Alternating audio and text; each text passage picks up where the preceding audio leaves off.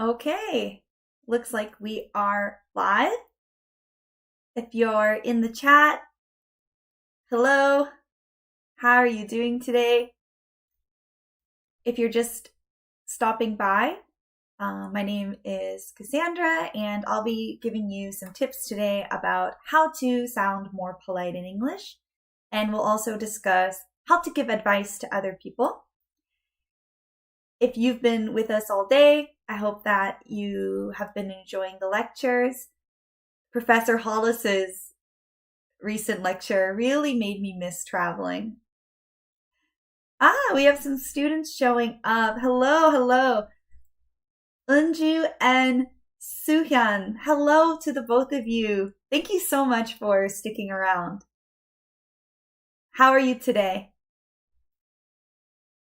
And hello, great to have you again. It's so nice seeing the same students in here week after week. We really appreciate it.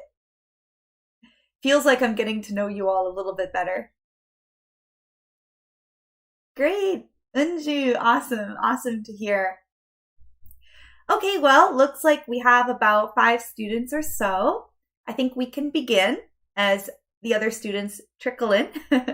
Okay, so today we're talking about how to appear more polite in English. And a lot of people have asked me, well, how does English work with regards to showing respect? Because in some languages, such as the Romance languages like French, we have special words to signify that we're being polite. When we're speaking in a certain register using certain words, like instead of tu for you, we say vous. And that means we're shifting. We're trying to show more respect and relevance to people. In Korean is a language with so much inbuilt respect and deference. So with the Korean language, we have so many verb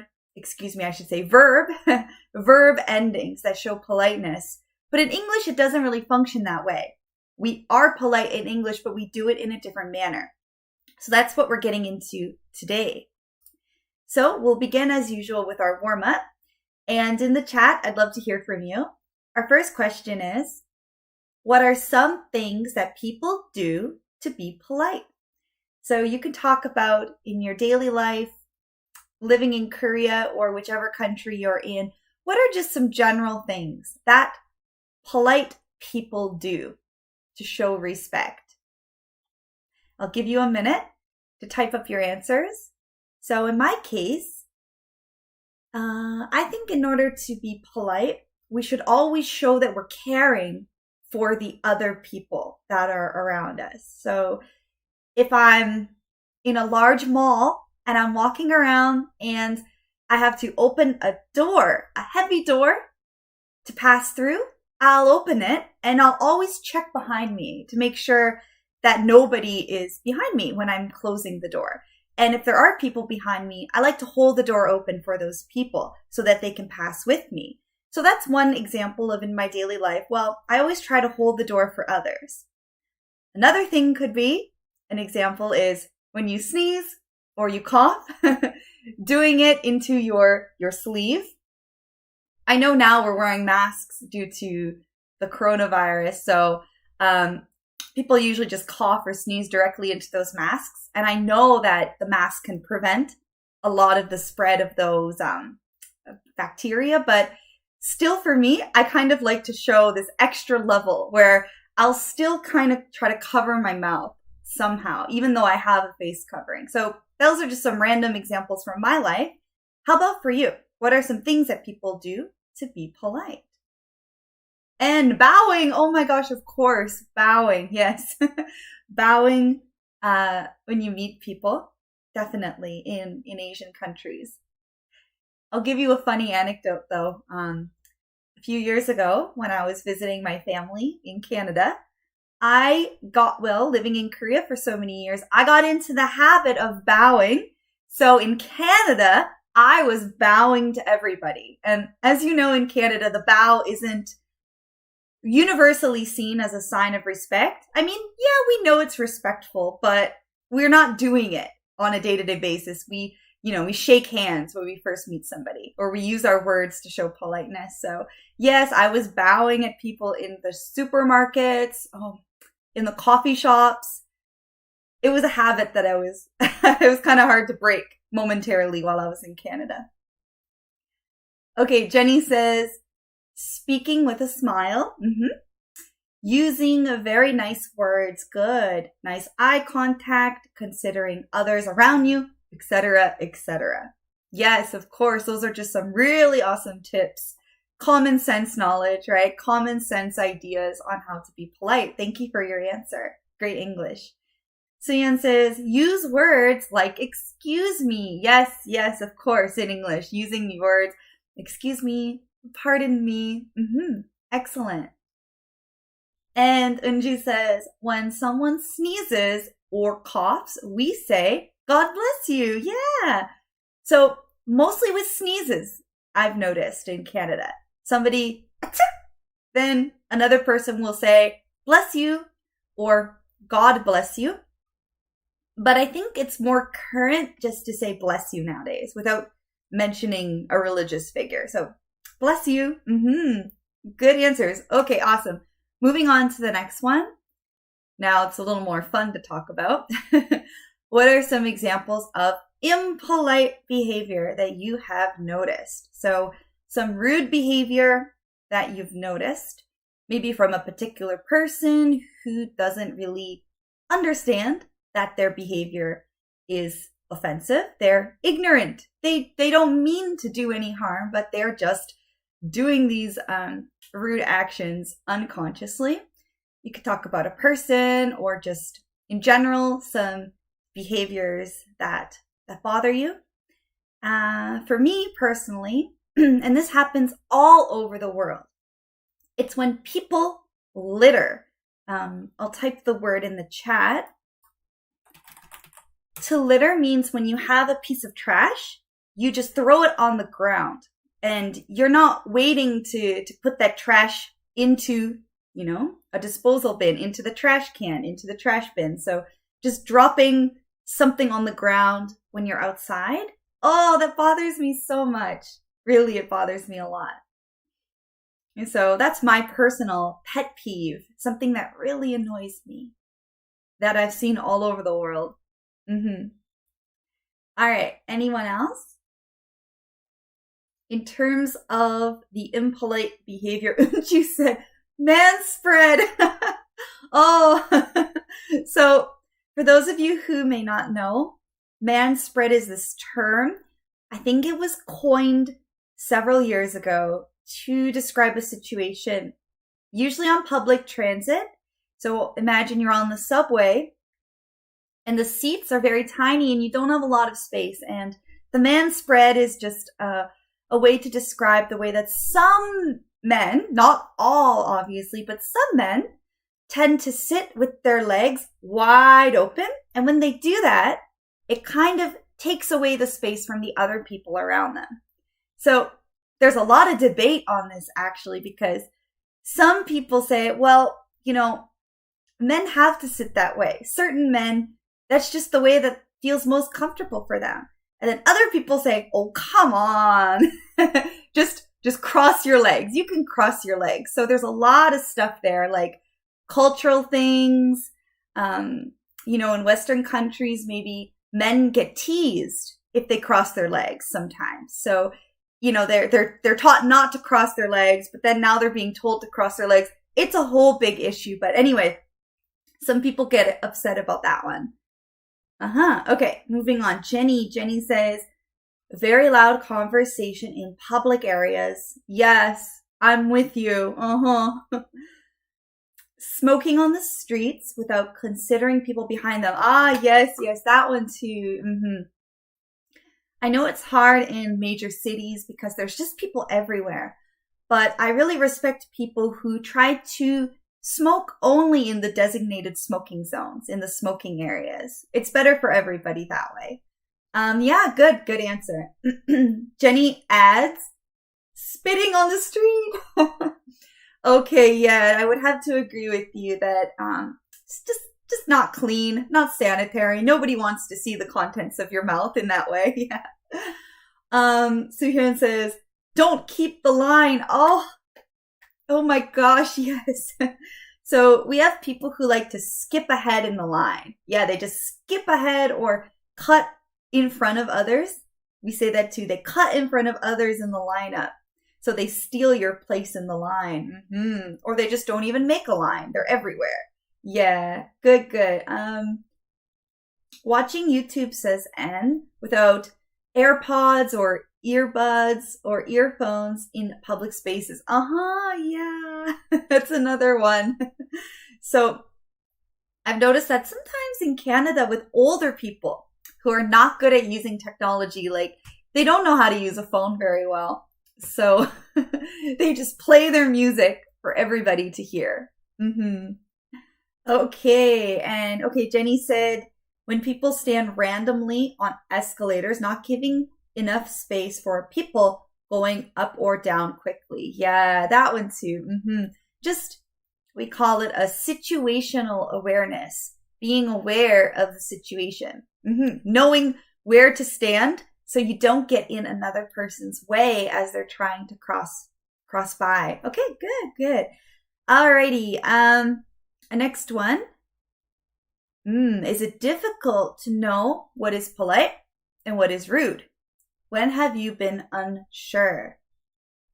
So, have you ever had a situation where you question, how am I supposed to react? How am I supposed to behave right now?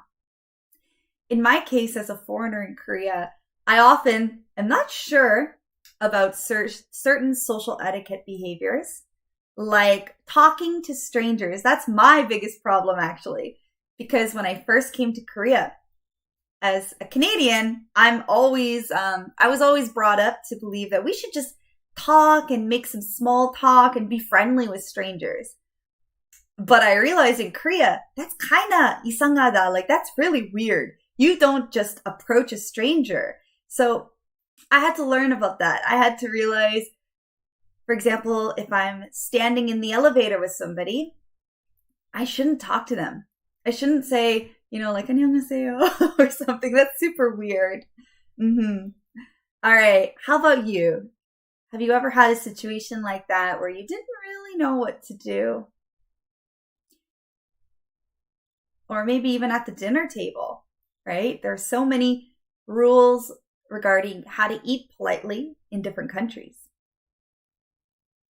All right. N says, it is easy to know I'm polite because if I'm impolite, others insult my parents in front of my face. Oh, that's so extreme. But I know what you mean because there are expressions in English too. We say, it's kind of rude, but who raised you? Like, if someone says that, who raised you? It means that maybe your parents didn't teach you proper manners. So that could be a reaction if you're doing something that doesn't fit with the norms of your social group. Sure. You're right, though. People will generally tell you if you're doing something wrong. And Jenny says, yes, definitely. Other countries have different social rules. So I think we need to be careful with what we do or say in other countries. Yep. I always search on Google before I travel, even for vacation in another country. Like, just to know, generally speaking, what are some do's, what are some don'ts, so that I don't risk offending anybody. Good answers, okay? Let's move on.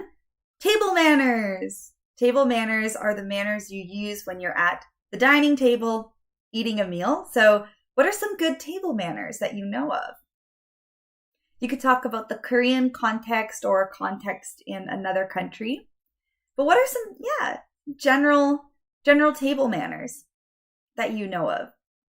I know that in Korea, there are a lot of complex table manners that I had to learn when I first came here, such as relating to passing dishes, passing bowls to my elders with two hands, always two hands.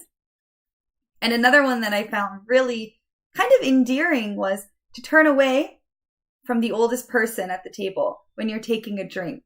I thought that's really nice, actually. So I tend to do that wherever I am. no matter the country. Okay, Jenny said, not opening your mouth when you eat. Yeah. Definitely. In Canada, oh, that doesn't go over very well. That's not received nicely. People would really hate if you eat with your mouth open. And now this one, I know it varies culture to culture, but at least in Canada, we're raised never to make sounds when you're eating. So that like chewing sound, that's not okay in my country. But I know people who love that sound. So it's really a personal preference, I think, individual to individual. I know people who love mukbang, who love ASMR, listening to humans eating food, cats eating food, like any type of chewing sound. But personally, and for a lot of Canadians that I know, it's something that we tend not to enjoy. But, everyone's different. And in some countries, I know if you make loud noises, it shows that you're enjoying the food and eating it well, eating it deliciously. So that's really just a cultural thing. There's no right or wrong. Okay, so N mentioned that. I guess so. It's the same in Korea then. Don't make noises when chewing. Yeah. Okay. Jenny said, oh, she corrected her earlier sentence, not talking too much when you have food in your mouth. Yeah, if you take a big bite, it's better just to chew and swallow before speaking. And Suhyun, yeah, do not put the dish or bowl up. Oh, right. I've heard about that in Korea. Like, is it true that you need to keep your rice bowl on the table, like firmly on the table? You shouldn't really pick it up and drink like that. I heard maybe though that's the thing that people like to do in Japan where you eat like this. I'm not too sure on the nuance there, but yeah, there are different rules country to country. It's really fascinating. Yeah, for children, Jenny, not playing with your food. Don't play with your food. Good. Or not staring at people who are eating, not staring, not watching them. Yeah. I think in so many countries, right, it's not a good idea to really stare at somebody or watch them, no matter what they're doing. It can make them feel uncomfortable. Okay, good answers. And the last one. Are there any kinds of polite behavior in your country that might surprise a newcomer, that might surprise the foreigner? So what should visitors to your country? I guess most of us in here are living in Korea, so we'll talk about Korea, but I'll give you some tips about Canada too. So what should visitors to Korea know about being polite? So maybe you've noticed some, we'll call them foreigners. They could be, immigrant workers. They could be visitors here on vacation, just traveling through, tourists. But what are some things that they do incorrectly that, they really should know? So this is your chance to tell me what these foreigners are not doing properly, because it's hard when you're new in a country to know what exactly you need to do. So let me know. You can type about it in the comments. I won't be offended. In terms of my country, Canada, if there was a foreigner in my country, they didn't know anything, I would maybe tell them that in Canada, it's really polite to say sorry a lot. We love apologizing. We say sorry. Even if we're not truly sorry, we're not truly regretful. It's just a social thing that we do. So we say sorry, pardon me, excuse me, especially if we bump into somebody, like we're walking and we hit them by mistake. We say that a lot.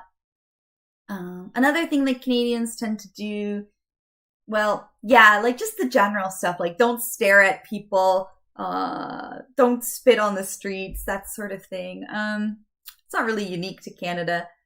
I find that Canadians tend to try to lower themselves in conversations.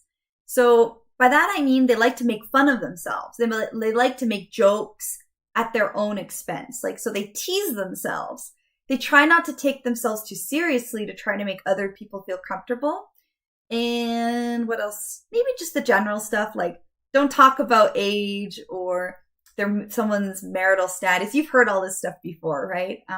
Avoiding those conversations, not asking somebody how much money they make at their job, just keeping things kind of light and casual. All right. So, right, in Korea, what's some impolite behavior that we need to watch out for?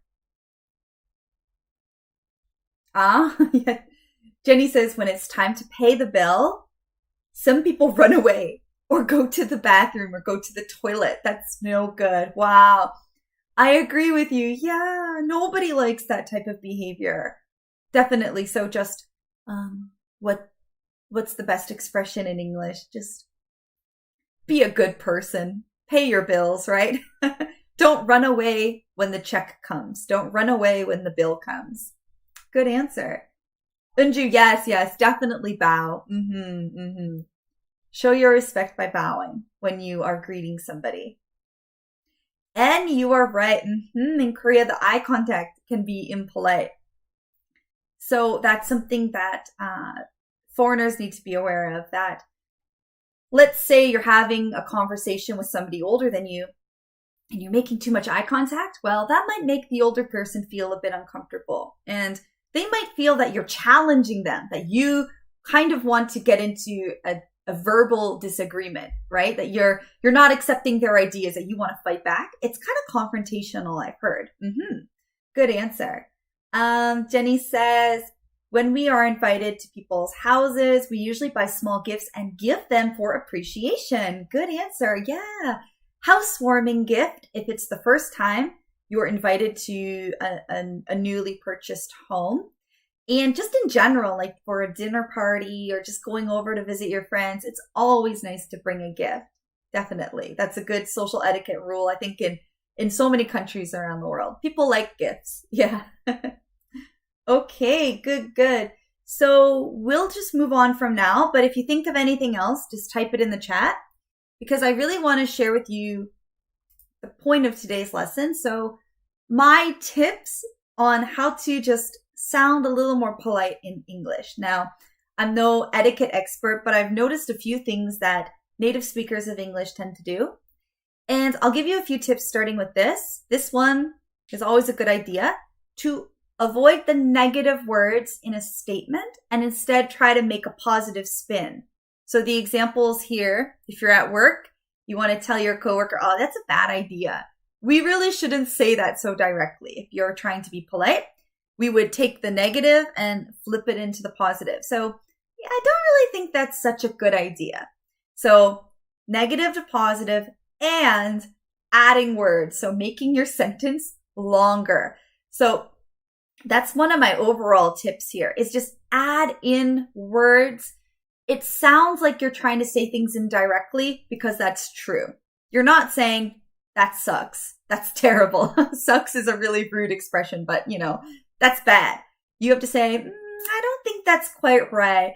I'm not sure if that's the thing we're looking for. I don't think that's such a good idea. So add in those extra words, make your sentence longer. It sounds more polite. And another one, would. Oh my gosh, we love would. And I know it's hard to pronounce sometimes. Sometimes I've heard students say it like would, would you like? But I know it's hard to pronounce, but would, right? Would, what? We got to work on the sound in some cases. So would you like this? Would you like that? It's so much more polite when you contrast it with want. So, at the coffee shop, I want more coffee. Not so polite. I would like some more coffee. I would like gets contracted to I'd, right? I'd like some more coffee. And don't forget your pleases and your thank yous, right? I'd like some more coffee, please. Much better. Do you want to come with us? That's okay. But if you want to make it even more polite, let's say you're talking to your boss or an elderly person. So would you like to come with us, right? And I know you notice that I'm changing my intonation. Your intonation matters a lot too. So how you say it, the way that you use your voice. So soften your language, soften your voice, Soften even your body language. Soften everything and it sounds better. This person wants to say something. This person would like to say something. So just try to use would more instead of want. By the way, if you have any questions, just type them in the chat, but I'll continue on here. As you can see, you have some would sentences. Can I smoke here? Would you mind if I smoked here? So now we have two things going on, which are awesome. You got the would and the ed. So obviously this is the present tense, like, can I do this now? But native speakers, we like to put things into the past, even if we're referring to the present in conversation. So when we're talking, if you notice that they're switching something into the past, they're not talking about the past. They're just trying to sound more polite. So would you mind if I smoked here, right? Can I try this on? Again, the would and the past. Would it be okay? Would it be all right if I tried this on? So we're using the if construction. If I did this, would it be okay? Okay, so more examples here with not would necessarily, but other ways to make your sentence longer and a little more indirect. I wonder if I might do this. I was wondering if you could help me. So I was wondering if I could smoke here. You can use it like that too. They're all interchangeable, right? I was wondering if I could try this on. Can you open the door? Would you mind opening the door? So we have the gerund form too. Would you mind doing this for me? And come here, that's your imperative, very direct. Do this, do that. Could you come here? Would you come here, please? Would you come here, please? Best, in my opinion. All right, do you have a business card here? You could just say, oh, do you mind if I take your business card? Or would it be okay if I got your business card? Would it be okay if I get your business card? Okay, but it sounds a little better because we're putting it into the past. So would it be okay if I got this? Eat some more. Oh, how about, you're suggesting here. We'll talk about suggestions a bit more later, but how about trying some more? How about having one more bite? Okay. And, we've got some messages in the chat. Let's see. Suhyun says, in Thailand, when walking on the narrow street, good word. Yep. Tiny streets, narrow, not a lot of space. Waiting for a person to pass. If somebody is a child or with a child, I let them go first. Good. So you could say, I go after them. After I go after them, or I let them go first. Or I let them go in front of me. Yeah, that's a really sweet thing to do, definitely. Consider the people around you. If somebody is, with a child, pregnant, if they're elderly or, they're injured, well, of course, let them go first. Yeah, that's a good thing. Thank you for being a nice human. All right. Keep going here. Right. My other tip. So good manners. You're going to notice in English that there are so many constructions like what I just told you. But my overall tip was use your woulds if you can and extend your sentences, make them longer. Don't use any negative words. Try to spin the negative into the positive. And the ed, so make things into the past, even if you're referring to the present, right? So another example of that is, hey, do you want some ice cream? That's kind of informal. If you were talking to somebody older, like I wouldn't say that to my grandmother. Hey, grandma, want some ice cream? Like it's just too casual. It makes me have a funny feeling inside. So here is the example. I wondered if you wanted some ice cream. Or did you want some ice cream? I'm not talking about the past, but right now I can say that. Maybe it sounds ungrammatical and weird, but in conversation, that's actually what we do. So my overall tip, if you're struggling with this, is please don't rely too much on the grammar books. It's good to know some of these constructions, of course, but really just pay attention to how native speakers actually speak in actual real life situations, because you're going to notice constructions that aren't taught in the books, but actually function in real relationships. So watch out for that. So just try to pay attention to how native speakers are truly using the language. Okay, now it's your turn. I'm going to give you a sentence, and I was wondering if in the chat you could type a more polite version. So the first one, imagine you're at work, you're sending a business email, you need an answer right away. You type, please reply ASAP. Okay, you communicated, but it's not the most polite thing to do at work. How would you change that sentence? So you need an answer. You're waiting for an answer. But please reply ASAP is not the best type of writing. I'll give you a moment to think. Many answers are possible. So that's why I didn't write anything on the screen. There are so many ways that you can say this politely. So I just want to know what your thoughts are. I'll give you a moment. Please reply ASAP. I've actually seen this in one of my students' writing.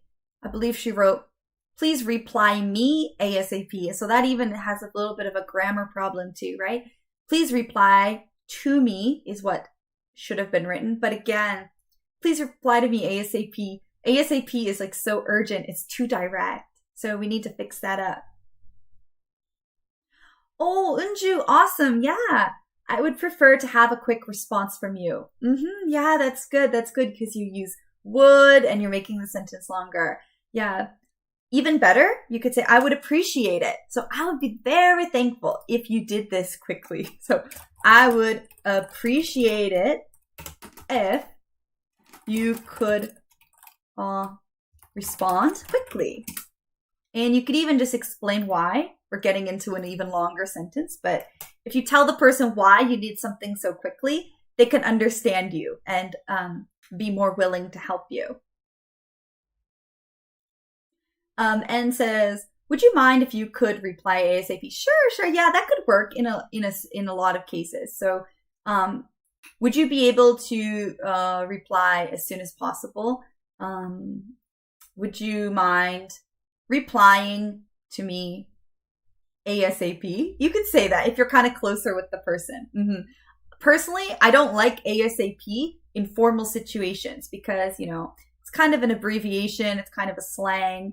So if you write it, it's more professional. As soon as possible. Good. So end sentence. Would you mind replying to me as soon as possible? I'll give you another one. As soon as possible can be converted into at your earliest convenience. That one is so often used. Earliest convenience. It means the same thing as ASAP, but it means like when it is convenient for you, when it's the most comfortable for you, please reply at that time. So it means right now, but it's a nicer way, a softer way of saying right now.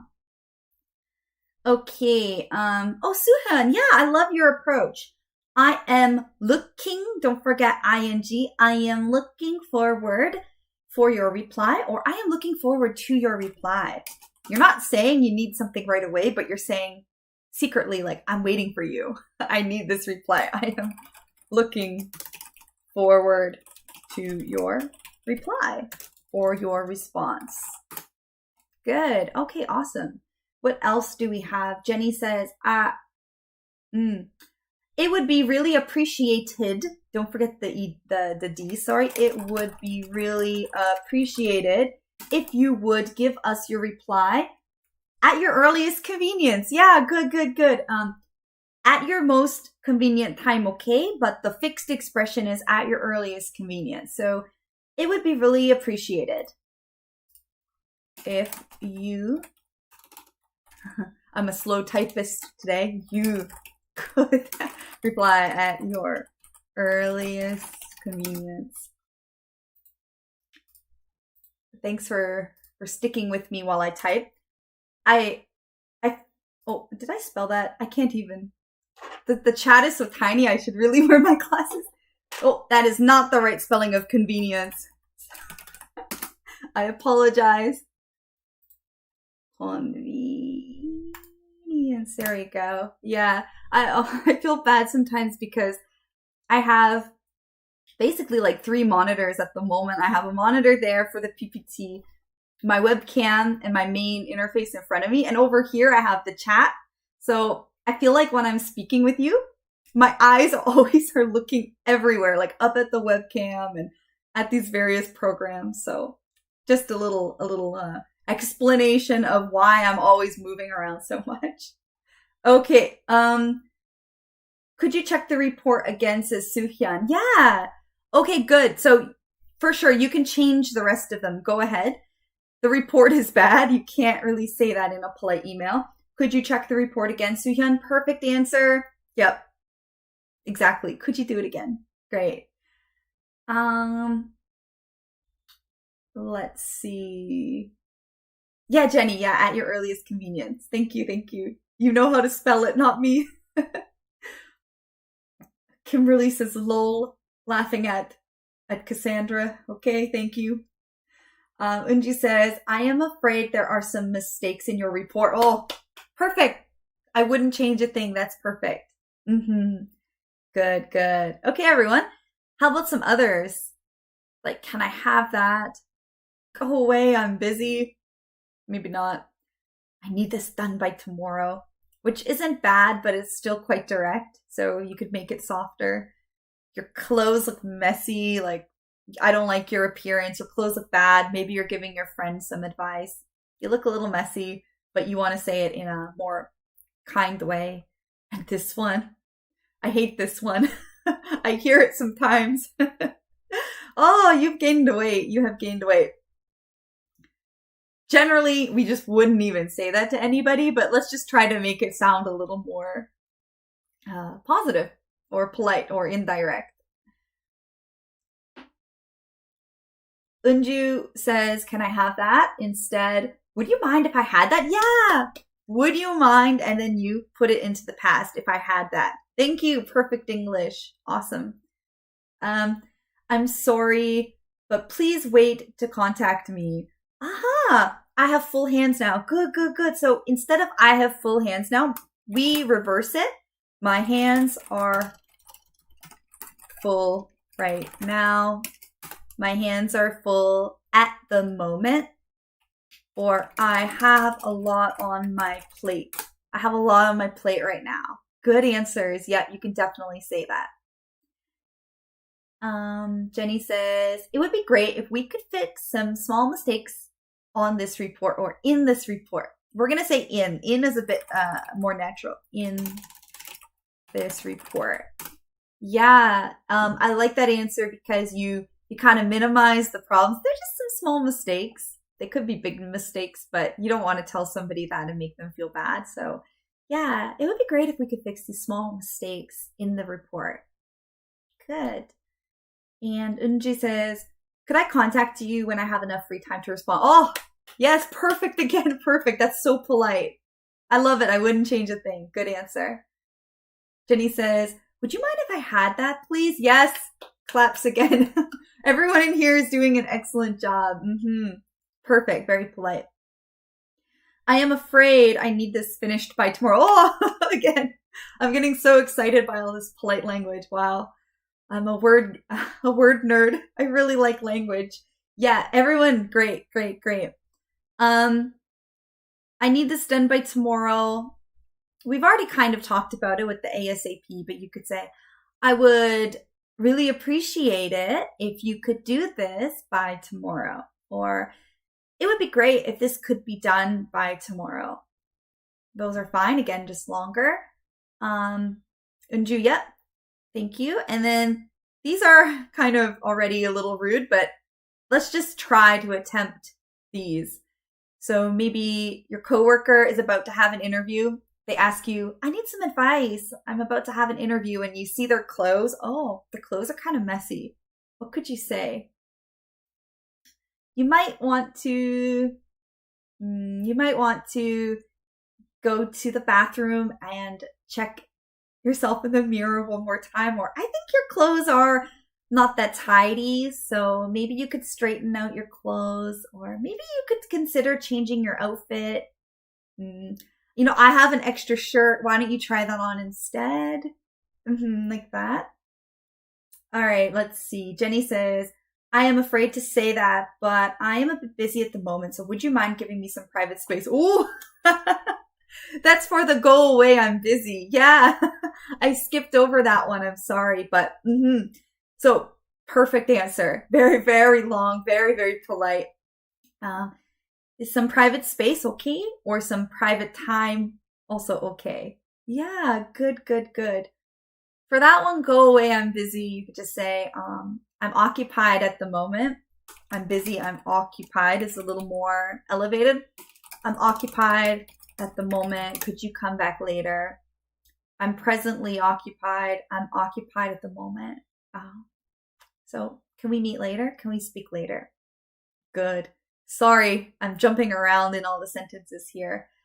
Okay, we didn't talk about the gaining weight. Let's see. Unju, thank you for answering. I have noticed that your weight has increased a little. Oh yeah, sure. Maybe you're talking just to your best friend or your sister and you're saying, I've noticed you put on some weight. Is there anything, on your mind or whatever? That one's a really sensitive one. It's hard to really talk about that. But yeah, just again, the tip is don't be so direct. Say it in a softer way. Unju also said, would you mind if I gave you some tips about clothing for an interview? Yeah. Can I help you with that? Exactly. Excellent. Okay. Wow. Time is really flying. So I'll go on to the next part. But if you have any thoughts or questions, just add them in the chat. I'll catch up soon. Oh, idioms. Wow. Idiom time. We have to really do this quickly. So any expressions or idioms related to manners and politeness. If you know the Kingsman movie, you'll know this quote that the manners maketh man. So fairly ancient style of English, but good manners make a good charactered man. That's really what the sentence means. And what are some that you know real quick? Unju says, cut the cheese. That's such a cute one. It's a polite way of saying that somebody might have, well, there's no other word in English, farted. So I think in Korean, fart is like banggu or bangri. So in English, we say, oh, somebody cut the cheese. Cut the cheese means that they farted. Yeah, that's a really cute one. Soo-hyun, earlier, are you stressed by anything these days? I think it looks like you've gained a little weight. Just we rearranged the word order to make it more natural. What you wrote was good, but yeah, it looks like you gained a little weight. So wait a little into a little weight. I think you gained a little weight. Good. Okay, so continue to chat. I'll catch up. We have an expression I wanted to share with you real quick. It's to mind your manners. So here, minding your manners means pay attention to your manners. So we use mind sometimes, like if you're on the subway, maybe in New Zealand or in the UK, they'll say, mind the gap. So mind the gap is like, don't fall into that space between the subway and the platform. So mind the gap, don't fall down. Mind your manners, pay attention to your manners. So yeah, make an effort to be polite and courteous, considering others. The mother told her misbehaving daughter to mind her manners. And we have another one that's really similar. Thank you, Jenny. Good. Watch your language. Like watch, pay attention to your language. If somebody says a bad word, like this one, we say, hey, watch your language. Don't say 욕. Don't say a swear. And another one that I wanted to teach real quick is excuse my French or pardon my French. This one's really cute. Native speakers will say it in a similar case. So let's say you say a bad word in English. You can just excuse yourself after by saying, oh, excuse my French, pardon my French. It's just a little funny thing to say. And the origin, I guess it relates to it's like you're talking another language. right? If you use a swear word, you're just blaming it on, oh, I was just speaking in French. I wasn't really speaking in English. So an example here being, you want to say, oh, that was damn good. But damn is a little bit of an offensive word. So you could say, oh, pardon my French, but that piece of cake was damn good. Or good if you really want to say those words. So you just excuse yourself. You pardon your French. You're not speaking in French. You're swearing in English, but we blame it on the French language. Okay, and now suggestions. We've already talked about these a little, but I've categorized some ways to give advice and to suggest from in what I think is the strongest to the softest. So let's say you have a friend and their English is not so good at the moment and they are willing to study English. So you're giving advice. So you tell your friend, well, yeah, study English. That's the imperative. That's the command. What should I do? My English is poor. Study English. Little rude. So you could say instead, you have to, you must study English. That's very, very strong and obligatory. It's an obligation. They must do it. But we have other suggestions. It gets a little softer as we go down. Oh, you should study English, or you'd better study English. This one actually can be a little bit, depending on the case, you'd better do this. You had better do this. It kind of means that maybe if you don't do it, a bad situation will come. There's a negative consequence. So it's almost a little bit like a threat.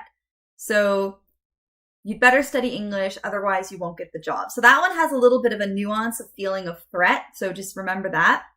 Now we're getting even softer, like, oh, you could do that. You might consider. Why don't you? Now you're kind of questioning them. Well, why don't you study English? Or how about studying English? Or, why not study English?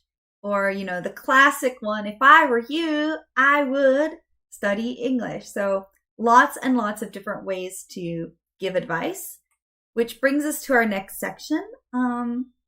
Not sure if we'll have time for all of them, but imagine that I have all of these problems. I'm a girl with many problems, so I'll read you my problem. Maybe you can just type real quick your advice for me and just pay attention to the language that you use. So, all right, actually, we'll go to the second one. The second one's kind of funny. So I say, hey everybody, I'm going on a blind date tonight. I'm so getting blind date and I'm so nervous.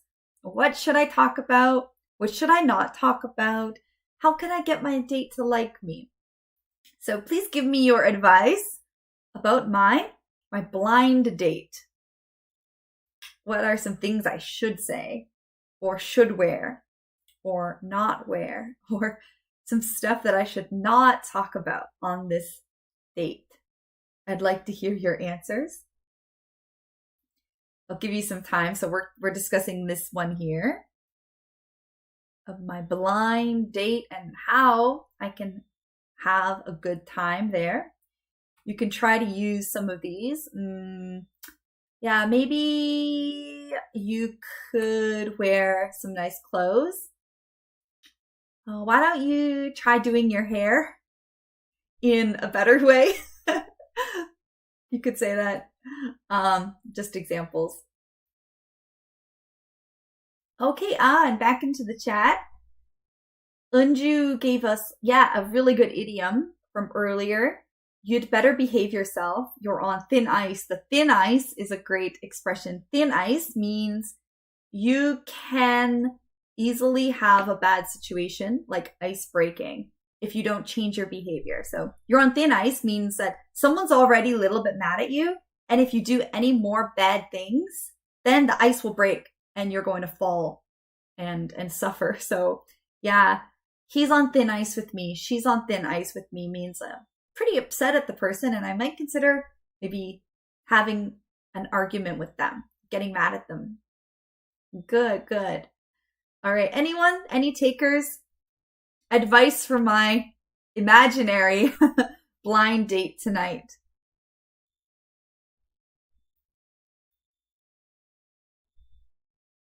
What are some good conversations to talk about?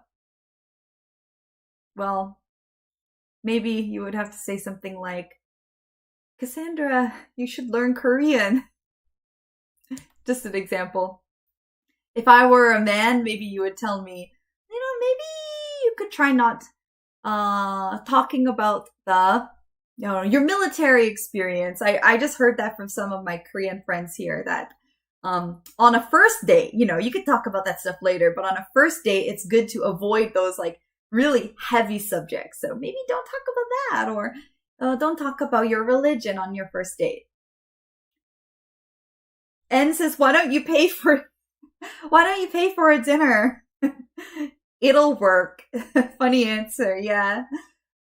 So why don't you pay for a dinner? Why don't you just pay for dinner? Yeah. People like, getting the free meal. Okay, good. I think that one's complicated. So why don't we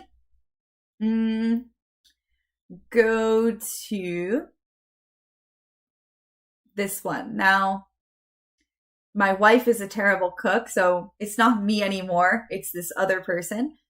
There's a man. His wife is a terrible cook. They haven't had anything good to eat since they got married, even though she tries so hard. So what should he do? And doesn't a husband have a right to a decent meal? So like he's kind of saying here, like, don't I deserve some good food? I have a right. I deserve this delicious food. My mother was a great cook. My wife isn't. What do you think about that? I know there are some gender stereotypes in there, but again, this is a character, so let's respond to the character. So the man is complaining, hey, my wife's a terrible cook. And how would you reply to him? I'll give you a moment to think. What are some ways that you could give him advice? I would tell him not to worry. There's an example. I would tell him maybe that he could learn how to cook and cook with his wife. They could do it together. Or maybe if it's the agreement between the couple that he works all day and she stays at home as a housekeeper, then maybe she could take some lessons in cooking. I'm not sure. Unju, I love your answer. Unju says, if you think you deserve good food, doesn't your wife as well? Doesn't your wife deserve good food as well? So you don't need the second does. So if you think you deserve good food, doesn't your wife as well? Good. Well, why don't you cook for her? Perfect English. Yeah, that's a little bit of a kind of a tricky situation, but I agree. Then why don't you just cook for her? That's fine too. Anyone else?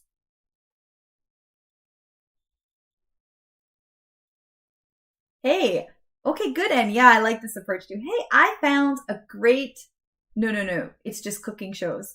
Sorry, you were correct. I found great cooking shows like Hell's Kitchen. Would you watch these shows with me and learn some recipes? I love that answer too. Perfect. Yeah. Like just some helpful advice. Hell's Kitchen. Oh, Hell's Kitchen, when I watch that program, I feel so stressed out because everybody's always rushing or getting yelled at by, what's his name? The head chef. Oh, I forget who he is. Oh, he's so famous. Oh gosh, what's his name? If anyone knows, just type it. Gordon Ramsay. Yeah, Gordon Ramsay. He gives me stress. Ooh, Soohyun. Yeah, good answer too. I'm so sorry to hear your situation, but your wife tries, yeah. She tries so hard. Your wife is not your mother. Ooh, good statement. Yeah, exactly.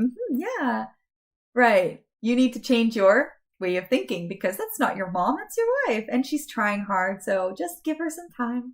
She'll do a good job later. Awesome. Okay, that one was a little bit like gender stereotypy. I didn't mean to get into that today, so I apologize. But, okay. Which one is interesting? We have a few more minutes. Do we want to talk about the ugly sweater or the bad roommate? Or maybe the job interview.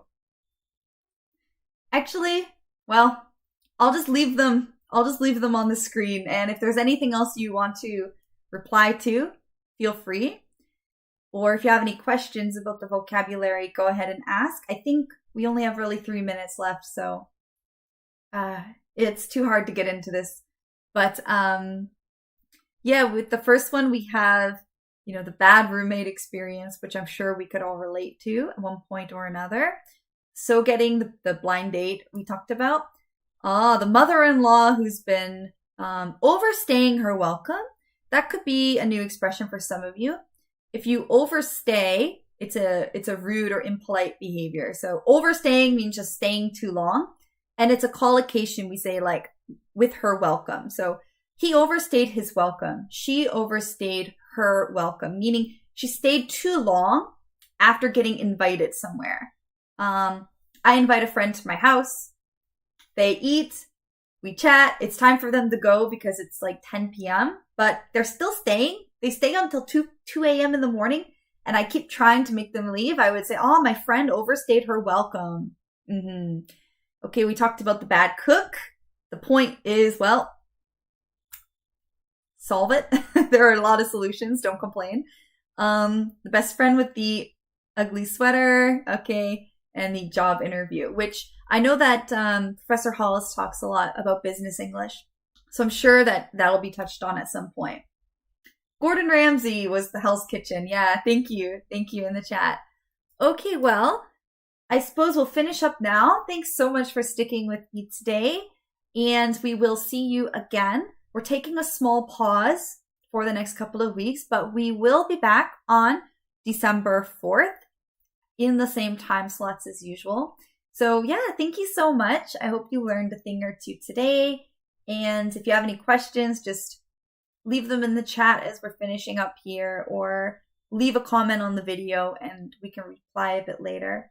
But based on your answers, obviously everybody in here already knows about polite English. So I was impressed. I think that there are no issues here. So thank you so much.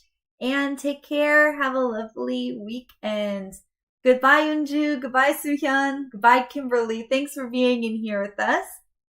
And Jenny and everybody in the chat. You were so active today. Thank you so much. Great. Thank you, everyone.